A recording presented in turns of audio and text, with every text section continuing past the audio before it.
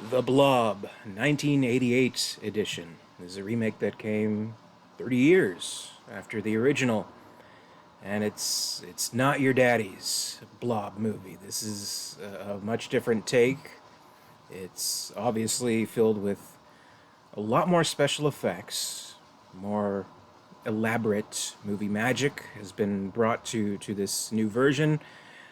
It's a lot more intense. It's a lot more gory, and it's an altogether different experience, but with the same general idea as the original 1958 film, following kind of a trend that we saw in the 80s, where they'd take these 1950s science fiction horror classics like The Thing and like The Fly, and they'd update them with the most up to date effects at the time, and make them generally a lot grosser and more shocking and stuff like that, which I'm all for. I mean, I love that kind of stuff, and I don't know. Maybe this doesn't always get cited in lists of best remakes, particularly from the '80s era, like with The Thing, like with The Fly. But I mean, it's definitely up there. It's definitely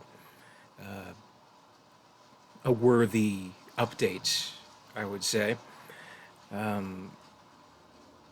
What we have here is the same kind of small town being invaded by the meteorite that gives birth to this blob entity kind of concept, and they play with that. To the credit of the movie, they kind of, I don't know, explore the nature of this small town just a little bit more. Like there's characters that we meet and get to know maybe a little bit better than they bothered to do, I guess, in the original 1958 film. Give it a sense of life, and kind of like the opening scenes, and play with expectations just a little bit, like you know uh, at least like we know right now, kind of knowing the main stars, Kevin Dillon and Shawnee Smith.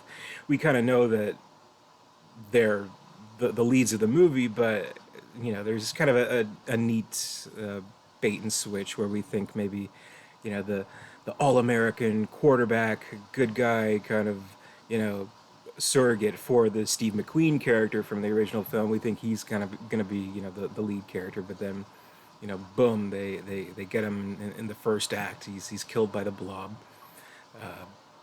So they play with that a little bit, and more the hero of the film is the delinquent with the leather jacket and long hair, Kevin Dillon, who's you know teaming up with the the cheerleader, Shawnee Smith. And I mean, obviously, this movie doesn't have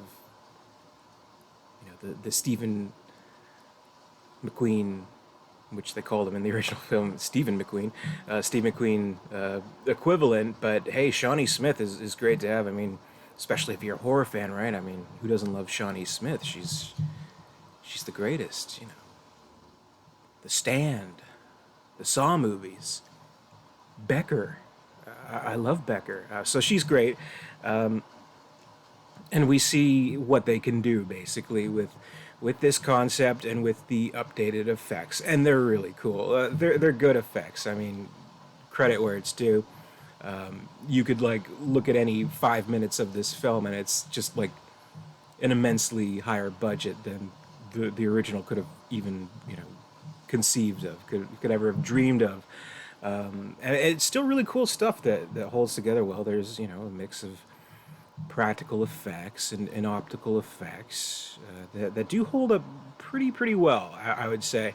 You'll notice some things here and there, like matte lines, and maybe things that don't quite look pristine and timeless, but a really good job with these special effects. And you do have to appreciate how the movie goes to such great lengths to define itself and its own attitude, and just this relentlessness of such a uncompromising entity that again, like with the original, it doesn't have any kind of you know sentience or motive or anything like that. It's just meant to consume and get bigger and bigger and attack and you know terrorize this city, which is, it's a scary thought. I think and they do it with a lot of really intense moments, intense scenes where nobody's really safe. I mean, you know,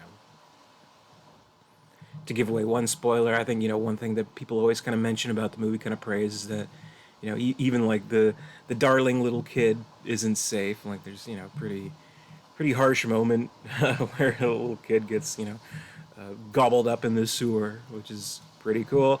And, adding in this element of the government coming in, the scientists coming in, and how they can't really be trusted, and how where with the original film it's just this kind of mystery. Where did this really come from? We don't know.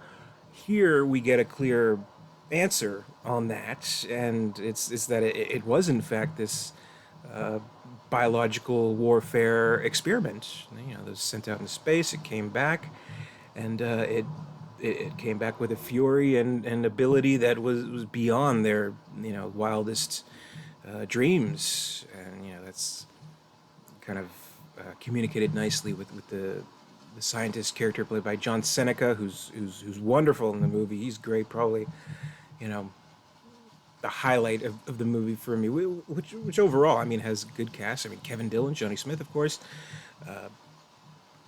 Bo Billingsley, Art LaFleur, Candy Clark. Really, really good cast, really strong cast in the film. You know, kind of just a little bit more than what the original film kind of set out to do. It kind of brings more life into these characters. Where I'd say maybe you feel just a little bit more invested and a little bit more shocked, where no one's really fully safe in this movie, and the Blob can get anybody. And of course, there's plenty of funny scenes. There's a whole part of the movie where the guy's picking up condoms, and then it turns out to be the pharmacist's father. Big misunderstanding and stuff like that. And I don't know, one of my favorite parts of the movie is like the movie within a movie, which also the original did, where it's like kind of lampooning the Friday to the 13th movies, where we see like the dumb teenagers seeing the guy in the hockey mask, and one of them's like, wait a minute, hockey season was months ago. I don't know, it's kind of funny. And there's the heckler in the movie who's really annoying, giving away everything, and then, well, he gets his just desserts. So there's some strange satisfaction in seeing the asshole who's talking throughout the whole movie get snatched up by the blob.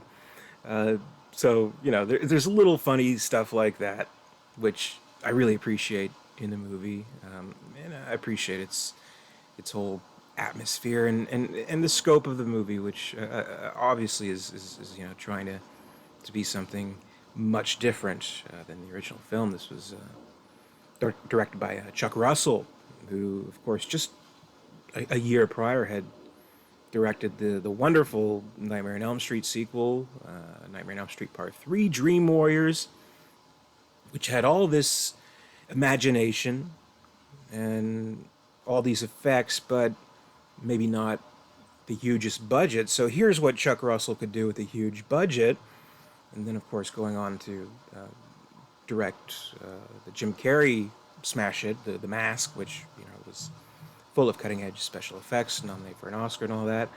Funnily enough, this didn't get much awards attention in terms of its special effects, but I think they really went all out with this one, which is a little bit surprising that it didn't really get attention for that.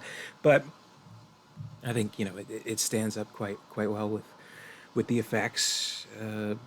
Funny how, I mean, this is 1988, 30 years after the original. It's now been over 30 years since this one's released, and we haven't seen kind of a new Blob movie, which is Maybe it's time. Maybe it's time to get another updated version.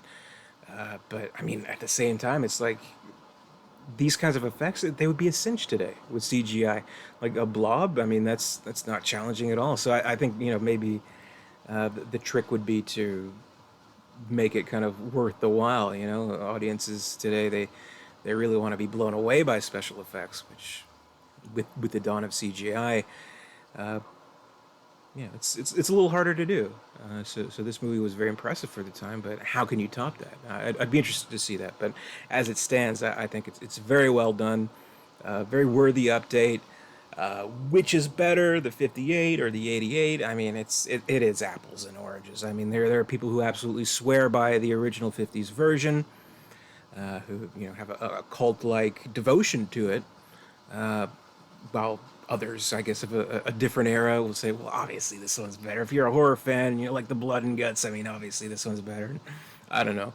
Maybe I fall a little bit into the latter category, but I do appreciate both, and I think they're, two sides to the same coin. So it's good to have a double feature of these two movies, and maybe someday we'll be able to have a triple feature with a new updated CGI fest of the Blob. Who knows? But really like this remake. 1988's The Blob.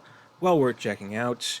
That's my review. Thank you very much for watching. We're doing 31 Days of Horror here on the channel.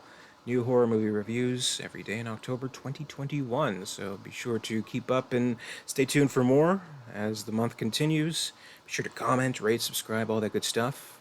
Until next time, I'll see you later and stay scared.